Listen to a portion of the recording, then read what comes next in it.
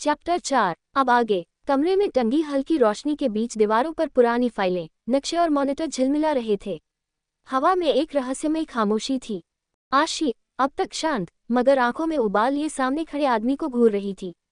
ये वही था जो उसे हॉस्पिटल में देखने आया था।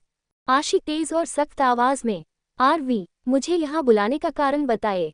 उसने बिना पलके झपकाए जवाब दिया, आवाज में वही ठहराव, वही वजन। आरवी, सार्थक कपूर से शादी कर लो। आशी जैसे पत्थर सी हो गई।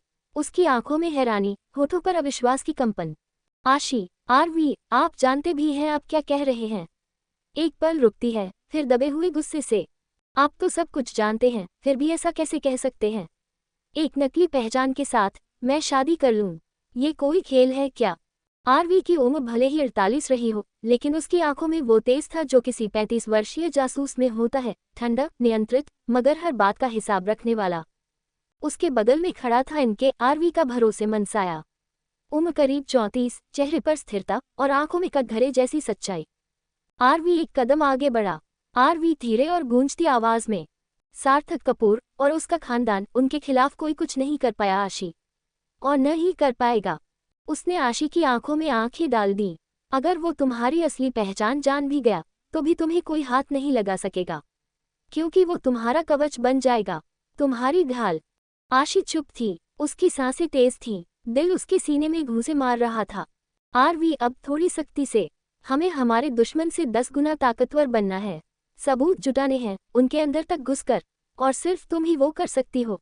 एक पल रुककर आरवी का स्वर अब भावुक होता है। जब तुम्हारे पास सच होगा, सबूत होंगे, तभी तुम वो मूल्यवान चीज वापस पा सकोगी जो तुमसे छीनी गई थी। तुम बहुत करीब से उसे देख पाओगी। उद्धरण चिन्ह। आरवी, समझ रही हो ना मैं क्या कह रहा हूँ? आशी की आंखें थोड़ी नम हो गईं, वो कुछ पल चुप रही, फिर धीरे से बोली। आशी संघर्ष और दर्द से, मैं समझ रही हूँ, और शायद यही मेरा सच भी है। आशी वहां से चली जाती है। रात 11:15 बजे कोयल मैंशन। आशी मैंशन का दरवाजा चुपचाप खोलती है। उसके चेहरे पर थकावट की परतें थीं, लेकिन उससे ज्यादा उसके मन में चल रही हलचलें थीं। आरवी की बातें अभी तक उसके दिमाग में गूंज रही थीं। जैसे ही वो अंदर आती है, सुनैना, जो ड्राइंग रूम के एक कोने में हाथ बांधे खड़ी थी, उसकी नजरों में वही चिंता और गुस्सा झलक रहा था जो एक माँ अपने घायल बच्चे के देर रात लौटने पर महसूस करती है। सुनैना तीखे स्वर में, आज ही हॉस्पिटल से आए हो और आज ही इतनी रात बाहर? ये ठीक नहीं है, रेहान। आशिक संयमित आवाज में, जी माँ। वो और कुछ नहीं कहती, सीधी अपने कमरे की ओर बढ़ जाती है। उसके कदम भारी हैं, लेकिन उसका दिल उससे भी ज्यादा। कपूर मैंशन, उसी रात। सार्थक अपने ब्लैक सूट में कार से उतरकर जैसे ही मैंशन में दाखिल होता है, सामने संयम ओबरॉय, उसका पिता, पहले से ही उसे देख रहा था। उनकी आंखों में वह सन्नाटा था जो तूफान से पहले आता है। संयम गंभीर लहजे में, हमें तुमसे बात करनी है। स्टडी रूम में आओ। Study room, Kapoor mention.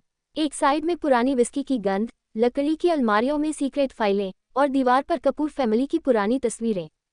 संयम अपनी रोटेटिंग चेयर पर बैठा है और सार्थक सामने, सर थोड़ा झुकाए, मानो उसे मालूम है कि बात किस बारे में होने वाली है।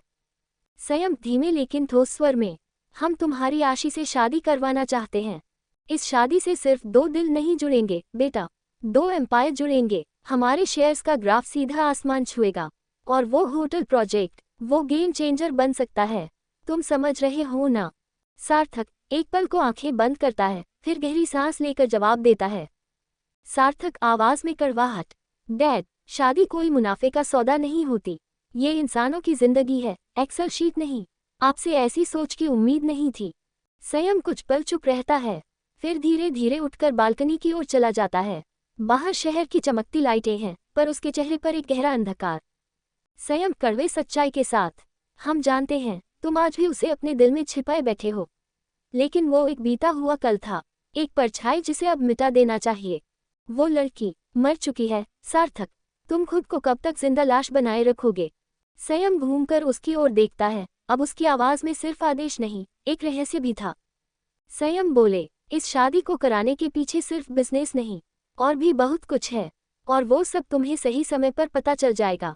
पहली बार ये सोच लो, तुम्हारे पिता तुमसे कुछ मांग रहे हैं, खुशी खुशी दे नहीं सकते। इस बार उन्होंने इमोशनल हथियार का वार सार्थक पर किया था। सार्थक अपनी मुट्ठी भींचता है, लेकिन कुछ नहीं कहता। बस धीरे धीरे उस स्टडी रूम से बाहर निकल जाता है, जैसे किसी कैद से बाहर आया हो या शायद किसी नए जाल की ओर। आशी अपने कमरे की खिड़की से बाहर देख रही है और कहीं दूर सार्थक अपनी बालकनी में अकेला खड़ा है। 2 जिंदगियां, 2 रहस्य और एक कहानी जो बस शुरू हुई है। नेक्स्ट डे सार्थक कपूर अपने 5 स्टार होटल के वीआईपी प्राइवेट सूट में बैठा था।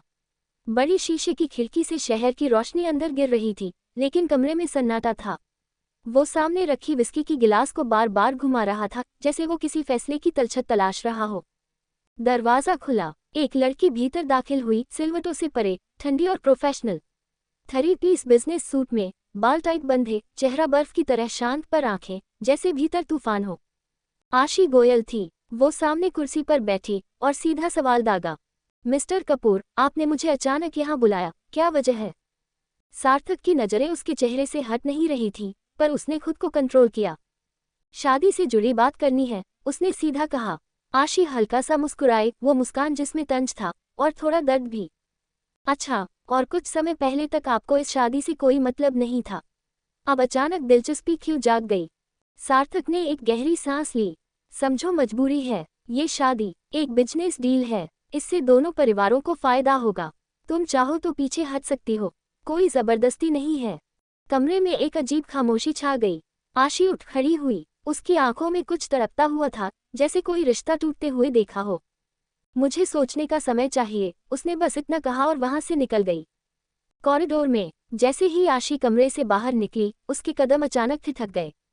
सामने से कोई आ रहा था, लंबा कद, मजबूत चाल, आंखों में वो सुकून और बर्फ सा ठंडा गुस्सा। अयांश खन्ना। उनकी आंखें मिली, एक पल को सब कुछ रुक गया। वो एक दूसरे को देखकर भी अनदेखा करने की कोशिश कर रहे थे, मगर आशी की आंखों में वो बेशुमार प्यार था जिसे न कह सकते थे, न छुपा सकते थे। आशी धीमे कदमों से उसके पास से गुजरी, जैसे उसके कंधे से कोई अतीत टकरा गया हो।